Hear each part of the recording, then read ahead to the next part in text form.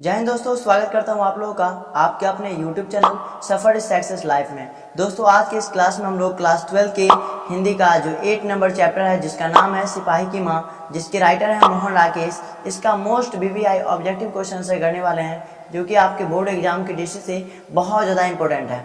सो दोस्तों मेरा सजेशन है कि आप इस वीडियो को यहीं तक जरूर देखें, बीच में बिल्कुल स्किप करने की जरूरत नहीं है। और वीडियो पसंद आए तो वीडियो को लाइक करें, चैनल पर नया है तो चैनल को भी सब्सक्राइब करें और अपने दोस्तों में खूब ज़्यादा शेयर करें। चलिए दोस्तों आज की इस क्लास को हम लोग स्टार्ट करते हैं। यहाँ पर देखिए आपका पहला क्वेश्चन कहता है कि सिपाही की माँ एकांकी के एकांकीकार कौन है। मतलब सिपाही की माँ एकांकी है, इसको किसने लिखा है उसका नाम बताने के लिए बोला जा रहा है। तो इसमें देखिए पहला ऑप्शन है मोहन राकेश, दूसरा ऑप्शन नामवर सिंह, तीसरा ऑप्शन है मुक्तिबोध एंड चौथा ऑप्शन है जगदीश चंद्र माथुर। तो सर आपको पता होना चाहिए कि यहाँ पर देखिए सिपाही की माँ और इसके राइटर कौन है, मोहन राकेश। डैट इज सिपाही की माँ किसने लिखा होगा, तो मोहन राकेश ने, अर्थात ऑप्शन नंबर ए क्या हो जाएगा, इसका करेक्ट हो जाएगा। ठीक है मेरे दोस्तों, चलिए उसके बाद दूसरा नंबर क्वेश्चन देख लेते हैं हम लोग। दूसरा नंबर क्वेश्चन कहता है कि सिपाही की माँ का क्या नाम है। सिपाही की माँ का क्या नाम है। तो इसमें देखिए पहला ऑप्शन है मुन्नी, दूसरा ऑप्शन है बिश्नी, तीसरा ऑप्शन है चंपा, चौथा ऑप्शन है इनमें से कोई नहीं। तो सर आपको पता होना चाहिए कि मुन्नी जो है सिपाही की बहन है ना, सिपाही की क्या है, बहन है। और बिश्नी जो है वह सिपाही की क्या है, माँ है। तो इसमें पूछा जा रहा है कि बिश्नी सिपाही के माँ का नाम क्या है, तो बिश्नी, अर्थात बी ऑप्शन क्या हो जाएगा, आपका करेक्ट हो जाएगा। ठीक है मेरे प्यारे दोस्तों।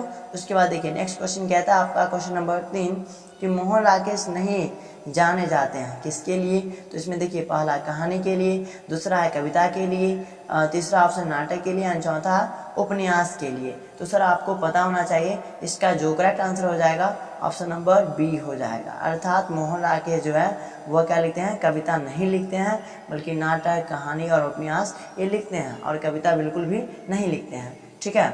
उसके बाद देखिए चौथा नंबर जो क्वेश्चन है वह कहता है कि सिपाही के माँ की रचना विद्या है। सिपाही की माँ जो है वह रचना है, और कौन सी रचना है, उसका विद्या क्या है, एकांकी है कि उपन्यास है कि नाटक है कि कहानी है। तो आपको पता होना चाहिए कि सिपाही की माँ क्या है, एक नाटक है, यानी सॉरी एकांकी है ना, एकांकी है। तो इसका ऑप्शन नंबर ए क्या हो जाएगा, आपका करेक्ट हो जाएगा। ठीक है, इसे आप याद जरूर रखिएगा, ये मोस्ट इंपोर्टेंट क्वेश्चन है। ठीक है। उसके बाद देखिए पांचवा नंबर क्वेश्चन कहता है कि सिपाही की माँ निम्नांकित में कौन है। जिसमें पहला ऑप्शन है कुंती, दूसरा ऑप्शन है मुन्नी, तीसरा ऑप्शन है बिश्नी, चौथा ऑप्शन है इनमें से कोई नहीं। तो आपको अभी मैंने बताया कि सिपाही के माँ का नाम क्या है, बिश्नी। तो सिपाही की माँ कौन होगा, बिश्नी, अर्थात सी ऑप्शन इसका क्या हो जाएगा, करेक्ट हो जाएगा। उसी हिसाब से देख लीजिए आप यहाँ पर क्वेश्चन नंबर 6 है। क्वेश्चन नंबर 6 क्या कहता है, इसको आप बारीकी से समझने की कोशिश कीजिए। क्वेश्चन नंबर 6 कहता है कि सिपाही की माँ एकांकी में कुल पात्र हैं। मतलब सिपाही की माँ जो है एकांकी, इसमें कुल कितने पात्र हैं। तो इसमें पहला ऑप्शन है 4, दूसरा ऑप्शन है 8, यहाँ पर 8 होना चाहिए था, तीसरा ऑप्शन है 6 एंड चौथा ऑप्शन है 5। तो इसका जो करेक्ट आंसर हो जाएगा वो हो जाएगा आपका ऑप्शन नंबर बी, अर्थात 8 हो जाएगा। ठीक है, यानी 8 इसमें क्या है, पात्र हैं, किसमें, तो सिपाही की माँ जो एकांकी है उसमें। ठीक है, अर्थात 8 आदमी यानी 8 आदमी ने इस एकांकी में भाग लिया है और वह इस एकांकी को बनाने में काम किया है। ठीक है। उसके बाद देखिए फिर यहाँ पर क्वेश्चन नंबर 7 कहता है कि किस पार्ट में यह उदाहरण आया है कि फौजी वहाँ लड़ने के लिए हैं, वे भाग नहीं सकते, जो फौजी छोड़कर भागता है उसे गोली मार दी जाती है। तो इसमें देखिए पहला ऑप्शन है हंसते हुए मेरा कलापन, दूसरा है प्रगति और समाज से साहस, सिपाही की माँ, चौथा है ओसना निरा। तो ये जो पंक्ति है वह किसका है, तो सिपाही की माँ है। सिपाही की माँ में यह बताया गया है कि वह फौजी लड़ने के लिए गया है, वह भागकर नहीं आ सकता, अगर वह भागकर आएगा तो उसे गोली मार दी जाएगी। तो सिपाही की माँ से यह दिया गया पंक्ति है। ठीक है मेरे दोस्तों। उसके बाद देखिए नेक्स्ट क्वेश्चन कहता है कि मोहन राकेश का जन्म कब हुआ। ये भी इंपॉर्टेंट क्वेश्चन है। जिसमें देखिए पहला ऑप्शन है सन 1925 ईस्वी में, दूसरा है सन 1928 ईस्वी में, तीसरा ऑप्शन है सन 1930 ईस्वी में एंड चौथा ऑप्शन है सन 1934 ईस्वी में।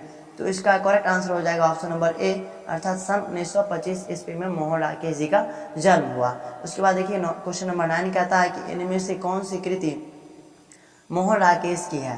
तो इसमें देखिए पहला ऑप्शन है जिंदगी मुस्कुराई, उसके बाद दूसरा है जानवर और जानब, उसके बाद है कोशिका घटवार एंड चौथा ऑप्शन है बहती गंगा। तो आपको पता होना चाहिए इसका करेक्ट आंसर हो जाएगा ऑप्शन नंबर बी, अर्थात जानवर और जानब। जानवर और जानव क्या है, कृति है किनका, तो मोहन राकेश जी का एक कृति है। इसे आप जरूर याद रखिएगा, ठीक है मेरे दोस्तों। उसके बाद देखिए नेक्स्ट क्वेश्चन कहता है क्वेश्चन नंबर 10 कि कौन सी कृति मोहन राकेश की नहीं है, मतलब कौन सी ऐसी कृति है जिसे मोहन राकेश द्वारा नहीं लिखा गया। तो इसमें पहला ऑप्शन है एक और जिंदगी, है ना, दूसरा ऑप्शन है अंधेरे बंद कमरे, तीसरा ऑप्शन है इतिहास और आलोचना, चौथा ऑप्शन है आधे अधूरे। तो सर आपको पता होना चाहिए, इसका करेक्ट आंसर हो जाएगा ऑप्शन नंबर सी, अर्थात इतिहास और आलोचना। ऑप्शन नंबर सी क्या हो जाएगा, इसका करेक्ट आंसर हो जाएगा। और इतिहास और आलोचना मोहन राकेश की कृति बिल्कुल नहीं है, ठीक है। उसके बाद देखिए क्वेश्चन नंबर 11 कहता है कि मुन्नी और मानक की माँ का नाम क्या है। मुन्नी और मानक, मुन्नी क्या है, मानक यानी सिपाही, मानक कौन था, तो सिपाही था, है ना। तो सिपाही और मुन्नी दोनों की माँ का नाम क्या है, तो भाई विष्णु है। इतना बार रिपीट करता है क्वेश्चन, है ना, हर एक टाइप के क्वेश्चन को रिपीट करता है। क्वेश्चन का आंसर वही है, लेकिन क्वेश्चन पूछने का जो अंदाज है वो अलग है, ठीक है। उसके बाद देखिए क्वेश्चन नंबर 12 देखिए क्या कहता है, 12 की सिपाही की माँ एकांकी के अनुसार लड़ाई कहाँ हो रही है। सिपाही की माँ जो एकांकी है उसके अकॉर्डिंग बताइए कि लड़ाई जो है कहाँ हो रही है। तो इसमें पहला ऑप्शन है लाहौर में, दूसरा ऑप्शन है बर्मा में, तीसरा ऑप्शन है बंगाल में और चौथा ऑप्शन है जापान में। तो आंसर आपको पता होना चाहिए, इसका करेक्ट आंसर हो जाएगा ऑप्शन नंबर बी, अर्थात बर्मा में लड़ाई हो रही है, ठीक है। बर्मा एक देश है, वहाँ पर लड़ाई हो रही है अकॉर्डिंग टू सिपाही की माँ एकांकी के अनुसार, ठीक है। चलिए उसके बाद देखिए मोहन राकेश की एकांकी का शीर्षक क्या है, मतलब मोहन राकेश जो एकांकी लिखे हैं और शीर्षक उनका क्या है, ये पूछा जा रहा है, ठीक है। तो इसमें देखिए पहला ऑप्शन आपका दे रखा है सिपाही की माँ है, या फिर जूठन है, या फिर आपका क्या है शिक्षा। तो इसका करेक्ट आंसर क्या हो जाएगा, ऑप्शन नंबर बी हो जाएगा, है ना, कि सिपाही की माँ। मोहन राकेश की एकांकी का शीर्षक क्या है, तो सिपाही की माँ है। इतना बात क्लियर है, उम्मीद करता हूँ मैं। उसके बाद देखिए क्वेश्चन नंबर 14 कहता है कि सिपाही की माँ एकांकी में, सिपाही की माँ एकांकी में कुंती कौन है। तो इसमें देखिए पहला विषणदेही की बहन है, सिपाही की माँ है, या प्रोसिन है, या फिर मुन्नी की मौसी है। तो 14 का जो करेक्ट आंसर हो जाएगा वो हो जाएगा आपका ऑप्शन नंबर सी, अर्थात कुंती जो है आपका प्रोसिन है, किसकी, विष्णु की, या फिर क्या बोल सकते हैं मानक की, या फिर मुन्नी की, है ना। यानी कि सिपाही की माँ जो है विष्णु, उसकी प्रोसन कौन है, तो कुंती। कुंती क्या है, प्रोस की रहने वाली औरत है, ठीक है। इतना बात क्लियर है, यानी कि सी ऑप्शन करेक्ट हो जाएगा। उसके बाद देखिए नेक्स्ट क्वेश्चन 15 नंबर कहता है, क्या कहता है, इसको बारीकी से समझिए। क्वेश्चन नंबर 15 कहता है कि निम्नलिखित में विष्णु की पड़ोसिन कौन है। देखो रिपीट कर दिया क्वेश्चन, उसमें घुमा फिरा के पूछ देता है, ठीक है।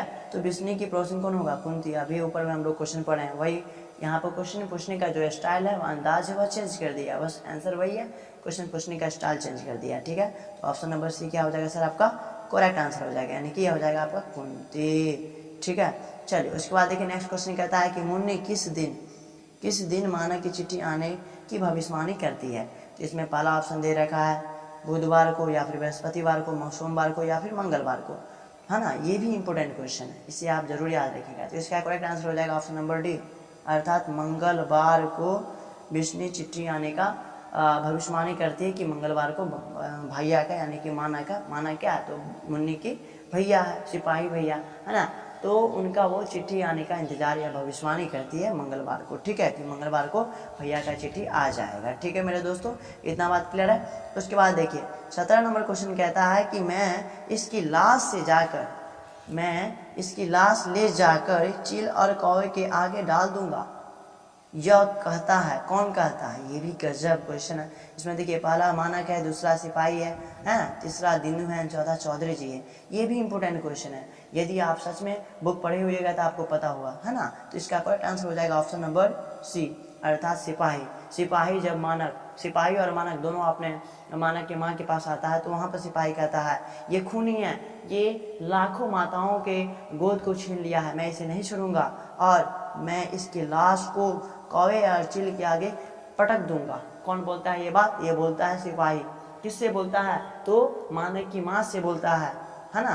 किसके बारे में बोलता है, तो मानक के बारे में बोलता है कि मानक को मैं उठा के यहाँ से इस गिलास को कौवा या चील के आगे फेंक दूंगा, ठीक है। उसके बाद देखिए 18 नंबर क्वेश्चन कहता है कि आषाढ़ का एक दिन किसकी रचना है। ये भी जबरदस्त क्वेश्चन है। तो इसमें देखिए इसका ऑप्शन नंबर सी हो जाएगा करेक्ट आंसर, यानी कि मोहन राकेश जी का रचना है आषाढ़ का एक दिन, ठीक है। उसके बाद देखिए नेक्स्ट क्वेश्चन कहता है 19 नंबर क्या कहता है, इसको जरा समझिए। 19 नंबर कहता है कि मोहन राकेश किस पत्रिका के संपादक रहे। तो इसमें देखिए पहला ऑप्शन है सरिता, दूसरा ऑप्शन है सारिका, और तीसरा है स्मारिका एंड चौथा है सहोदर। तो इसका जो करेक्ट आंसर हो जाएगा वो हो जाएगा आपका ऑप्शन नंबर बी, अर्थात सारिका।